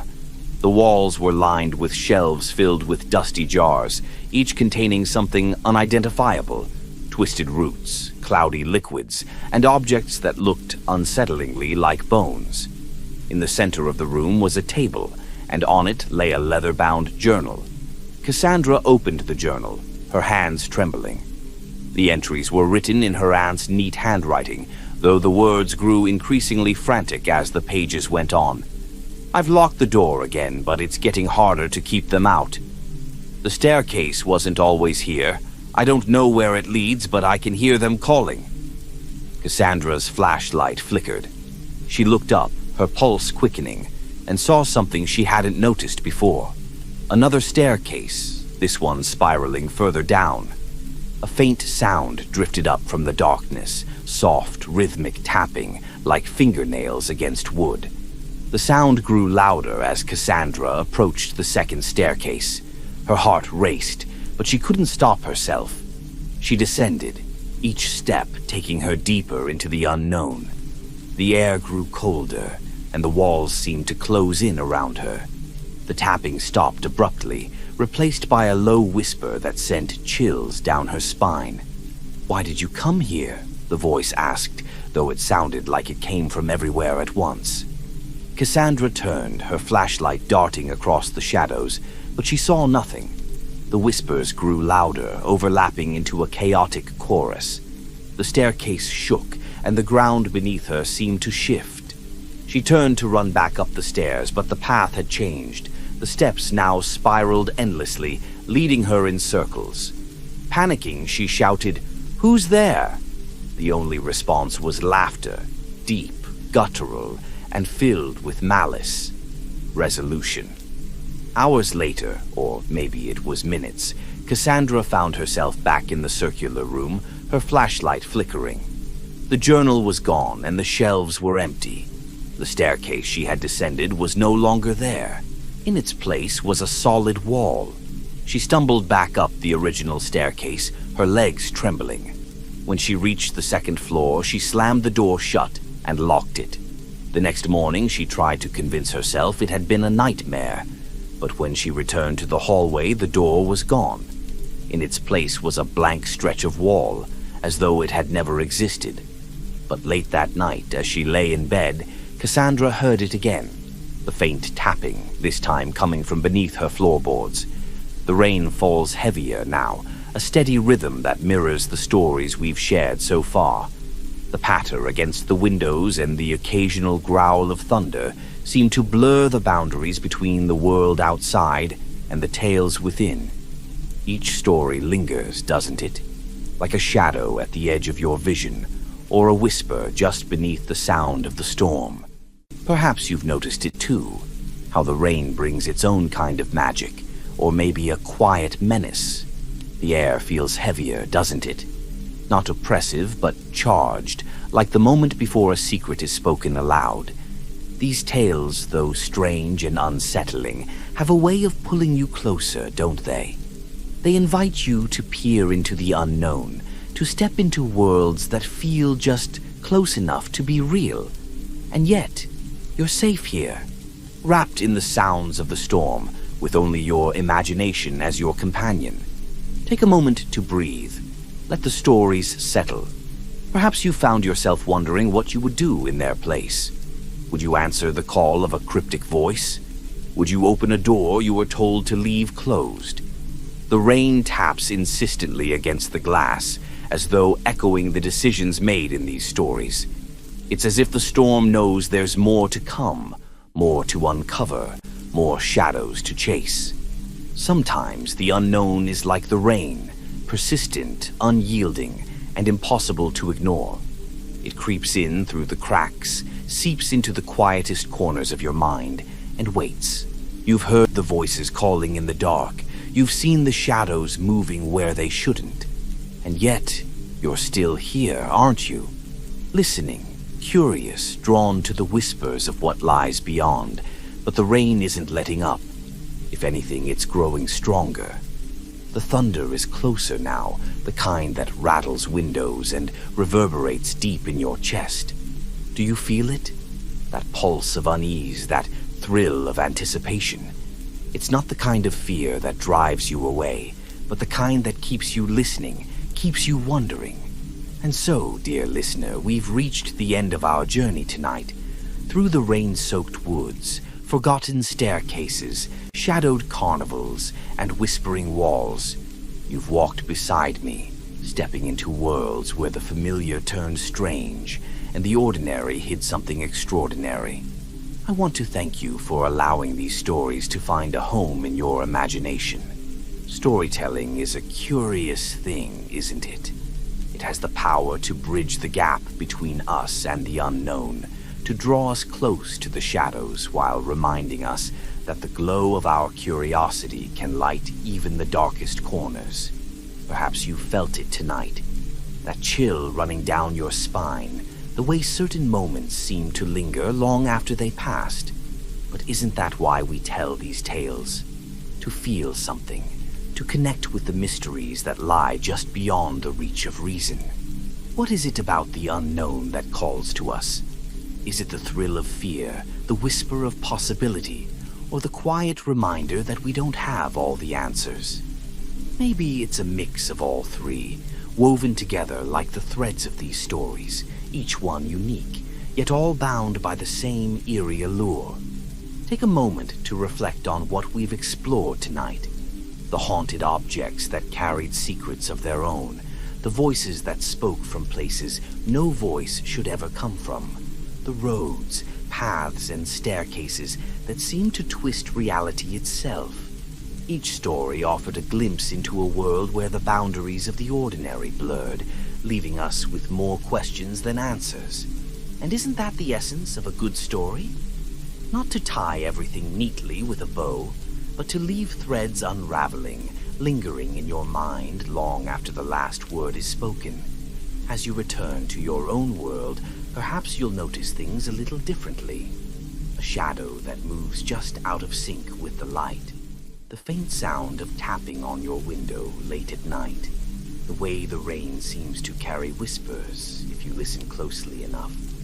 It's not about being afraid. It's about noticing. Paying attention to the quiet corners, the spaces in between where the strange and the mysterious reside. And when you do, I hope you'll think back to tonight, to to the tales we've shared and the journey we've taken together. If these stories have left you with your own whispers, I invite you to share them. Perhaps you've experienced something that defies explanation. A strange noise in the dead of night, a shadow where no shadow should be, or a moment that made your heart race and your breath catch. Leave your story in the comments. Let this space become a haven for those who've danced with the unknown. And if you've enjoyed our time together tonight, I invite you to stay connected. Subscribe to this channel so you'll never miss another evening of eerie tales. Like this video if it left a chill in your bones, and share it with someone who you think would appreciate a journey into the mysterious. The rain is easing now, the storm quieting as if it knows our time together is drawing to a close. But even as the storm fades, the stories linger, don't they? Like echoes in an empty hallway, or the faint glimmer of a light in the fog. And remember, the world is full of mysteries. Some are hidden in plain sight, waiting for curious eyes to uncover them. Others lie in the quiet, dark places, waiting for the brave or the unwary to stumble upon them. Perhaps the next story is already forming around you, in the corners of your home, or on the path you'll take tomorrow. After all, every story begins with a small moment, a knock, a voice, a light in the distance. So as you drift off to sleep, let these stories stay with you, not to frighten, but to remind you that the unknown isn't something to fear. It's something to wonder about, to explore. Thank you for spending this time with me tonight. It's been an honor to guide you through these shadows, to share these tales that weave between the real and the imagined. Until next time, keep your eyes open, your ears sharp, and your mind curious. For the world is full of stories, and some of the best ones are the ones we haven't heard yet. Sleep well, dear listener, and remember, every sound, every shadow, every flicker of light might just be the beginning of the next tale. Good night.